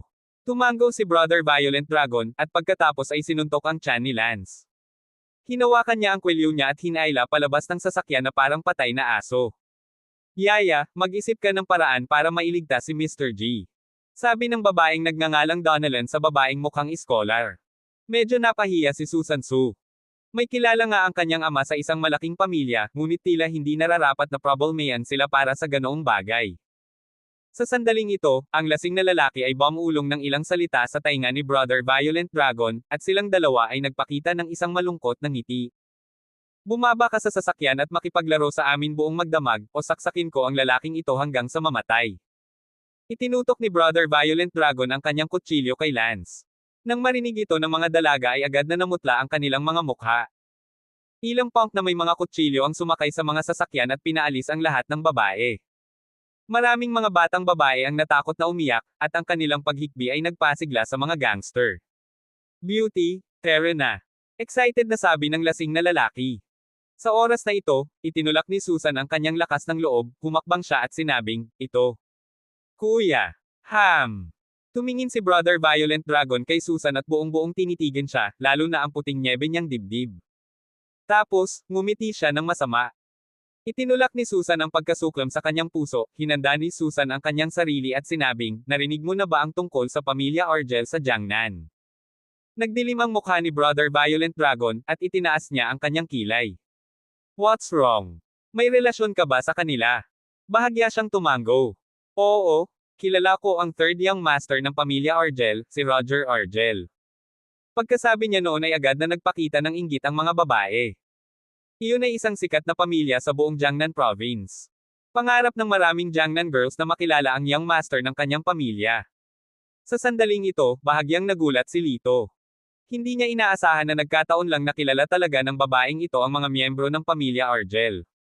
Nang marinig ito, halatang medyo natakot si Brother Violent Dragon. Ang pamilya Argel ay napakalakas, at sila ay nasa itim at puti na magkasama. Mayroong kahit isang binata na gumawa ng pangalan para sa kanyang sarili sa hukbo. Bilang isang gangster, hindi niya kayang i-provoke siya. Sige, pwede ka nang umalis. Bagamat nag-aatubili si Brother Violent Dragon na umalis, nagpadala pa rin siya ng mensahe. Natigilan si Susan. Saglit siyang nag-alinlangan bago nagtanong, maaari mo bang hayaan ang lahat? Haha, little beauty, huwag kang masyadong lalayo. Kung inisin mo ako, huwag kang umalis. Mukhang hindi masaya si Brother Violent Dragon. Napahiya siya sa pagbabante ng gayong batang babae. Namutla ang mukha ni Susan at hindi na siya naglakas loob na magsalita muli. Iniisip niya kung tatawagan ba niya si Roger. Gayunpaman, ilang beses pa lang niyang nakilala si Roger at hindi nagsalita. Mag-iiwan kaya ng masamang impresyon sa kanya kung bigla niya itong guluhin ng ganito. Ang kanyang pamilya ay naglagay ng maraming pagsisikap upang lumikha ng isang pagkakataon para sa kanya upang makilala si Roger. Hindi naging madali para sa kanila ang bumuo ng isang relasyon. Kung naapektuhan nito ang relasyon na pinaghirapan niyang pinamamahalaan, hindi ito magiging sulit. Nang siya ay nakaramdam ng pagdududa, isang mahinang boses ang tumunog. You're wasting my time. I'll give you 1 minute para umalis agad. Natigilan ang lahat. Tumingin sila sa direksyon ng boses at nakita nila na si Lito ay walang kamalay-malay nang lumakad. Nakasandal siya sa pinto ng sasakyan habang casual na inililibot ang tingin sa mga tao. Kabanata 300. Nang makita ito, sumimangot si Susan at medyo nagalit. Noong nasa sasakyan siya, hindi pa niya nakikita ang taong ito. Narinig lang niya itong magsalita ng bastos kay Lance. Hindi niya inaasahan na ganoon pala siya kayabang. Nang lumipat siya sa pamilya Argel, kinailangan ni Brother Violent Dragon ang matinding pagsisikap para matakot siya sa kanya. Kung maghintay pa siya ng kaunti, baka palayain na niya ito. Ito ay mahusay. Ang kanyang mga salita ay tiyak na magpapalalo muli ng sitwasyon. Ignore auntie. Pinandilatan niya si Lito at sinumpa ito sa mahinang boses. Oo nga. Pagkatapos marinig ang mga salita ni Lito, dumilim ang mukha ni Brother Violent Dragon at malamig na sinabi niya, "Anak, ano ang sinabi mo ngayon lang? Sabihin mo ulit." Habang nagsasalita siya, itinutok niya ang kutsilyo sa kanyang kamay kay Lito. Halatang pinagbabantaan siya nito. Si Lito ay kumilos na parang wala siyang nakita. Mahinahong sabi niya, "Bingi ka ba? Sabi ko umalis ka." Natigilan din ang mga babaeng iyon. Hindi nila akalain na ganoon kabold ang lalaking ito. Gayunpaman, hindi nila naramdaman ang kahit kay-titing na pasasalamat sa kanilang mga puso. Sa kabaligtaran, lalo pa nilang hinamak si Lito. You can't even protect yourself, so bakit ka pa nagpapahangin? Si Rose lamang ang puno ng pag-asa nang tumingin siya kay Lito. How dare you talk to Brother Violent Dragon in such tone? I think you are tired of living. Ang lalaking lasing ang unang nagsalita, itinuro si Lito at pinagalitan. Hindi siya naniniwala na may magagawa si Lito sa kanya sa harap ng napakaraming tao. Sa susunod na segundo, hinawakan ni Lito ang kanyang kamay at binali ito. Basag. Ang kamay ng lasing na lalaki ay nakatiklop sa isang kaayla hilakbot na hugis at direktang nabali. Niwala siyang oras para mag-react. Hanggang sa tinamaan siya ng matinding sakit ay napasigaw siya na parang baboy na kinakatay. Maingay. Sumimangot si Lito at sinipa ang lasing na lalaki ng mahigit 10 metro ang layo. Natambo siya ng malakas kaya walang ingay. Ang hakbang na ito ay nagulat sa lahat. Ito ay masyadong mabilis. Ang buong proseso ay tumagal ng wala pang 2 segundo, at isang malakas na lalaki na 1.8 metro ang nahimatay. Nang makita ito ng iba pang mga hatchetmen, agad silang sumugod, itinaas ang kanilang mga tungkod at machete kay Lito. Gayunpaman, sa isang kisap mata, isa-isa silang lumipad palabas. Sa loob ng ilang panahon, may 5 o 6 na palakang nakahandusay sa lupa, na umaangal sa sakit, Brother Violent Dragon, ipaghiganti mo kami. Anak, hindi ko alam na may kakayahan ka pala. Tinitigan ni Brother Violent Dragon si Lito nang nakangisi, na may bakas ng hangarin sa pagpatay sa kanyang mga mata. Pagkatapos noon, hinubad niya ang kanyang itim na vest, na nagpakita ng kanyang malakas na katawan. Boy, I have to say na nakakagulat ka talaga. Pero kahit gaano kakalakas, kapag nakilala mo ako, mamamatay ka ngayon. To tell you the truth, I used to be the underground boxing champion of Ningyo. Ninatngat niya ang kanyang mga ngipin. Noong una, nang makita ng mga babae ang kakayahan ni Lito, isang kislap ng pag-asa ang bumangon sa kanilang mga puso. Ngunit sa sandaling ito, nang makita niya ang nakakatakot na mga kalamnan ni Brother Violent Dragon, pati na rin ang kahindek-hindek at nakakatakot na mga galos sa kanyang katawan, tumayo siya sa harap ni Lito, na nagmistula sa kanya na isang manipis, maputlang iskolar. Sa paghahambing na ito, walang nakadama na si Lito ay hindi kapantay ni Brother Violent Dragon. Naikuyom ni Rose ang kanyang mga kamao at tumingin kay Lito na may nag-aalalang mukha. Bagamat magaling makipaglaban si Brother Lito, masyadong nakakatakot ang hugis ng katawan ni Brother Violent Dragon. Masyadong malaki ang agwat sa pagitan nila. Sa harap ng hindi mabilang na kaina-hinalang mga tingin, si Lito ay mukhang walang pakialam at tumangala kay Brother Violent Dragon, na halos 1.9 metro ang taas. Underground boxing champion lang siya. Bagay ba talaga siya? Puno ng pagbibiro ang mga mata niya. Galit na galit si Brother Violent Dragon. Good. Very good. I originally wanted to spare your life, but just because of your words, kung hindi kita papatayin ngayon, ako, si Brother Violent Dragon, isusulat ko ang pangalan ko. Nang matapos siyang magsalita, iwinasiwas niya ang kanyang malaking kamao sa mukha ni Lito. Masasabing malakas ang lakas ng boxing champion. Ang suntok niya ay nagdulot ng sumisipol sa hangin na nagpatayo ng balahibo ng mga tao. Ang ilang mga batang babae ay mahiyain at direktang tinakpan ang kanilang mga mata dahil sa takot na makakita ng madugong eksena. Anak, sa bilis ko, tingnan natin kung saan ka magtatago. Ngumiti si Kuya Violent Dragon ng may pagmamalaki. Gayunpaman, sa hindi inaasahang pagkakataon, walang intensyon si Lito na umiwas. Sa halip, diretso niyang itinaas ang kanyang kamao at hinarap ito ng kamao sa kamao. Natigilan si Brother Violent Dragon noong una, at pagkatapos ay nginisyon niya. Nililigawan mo si kamatayan. Ang suntok niya ay maaaring makabasag ng bungo ng isang tao, lalo pa ang isang kamay niya. Pang! Nagkaroon ng malakas na putok. Kamao laban sa kamao. Parang huminto ang oras. Sa isang iglap napatili ang pagngisi sa gilid ng bibig ni Brother Violent Dragon, at ang kanyang mga eyeballs ay lumuwa, puno ng pagkabigla. Paano ito posible? Sumigaw siya ng hindi sinasadya, at ang kanyang mukha ay namutla. Ang suntok na ito ay tila tumama sa isang makapal na steel plate.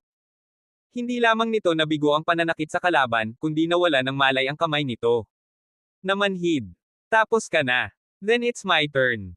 Bahagyang ngumiti si Lito, at pagkatapos ay naging anino ang kanyang kamay at tumama sa dibdib ni Brother Violent Dragon.